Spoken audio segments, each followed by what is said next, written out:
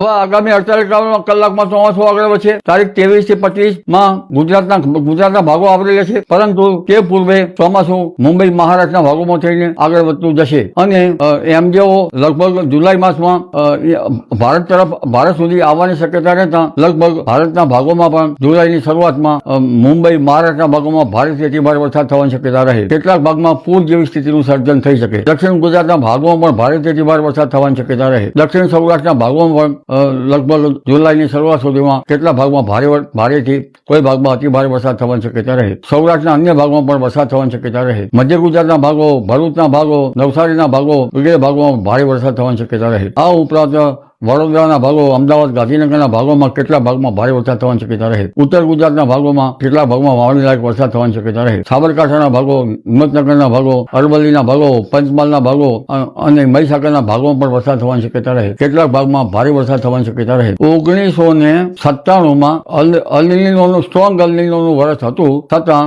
આઈઓડી જે છે એ સ્ટ્રોંગ હોવાના કારણે ભારેથી અતિભારે વરસાદ થવામાં હતો. એવું કહેવાતું હતું કે મહેસાણામાં સોસાયટીમાં ભેંસ પણ ધાબા ઉપર ચડી ગઈ.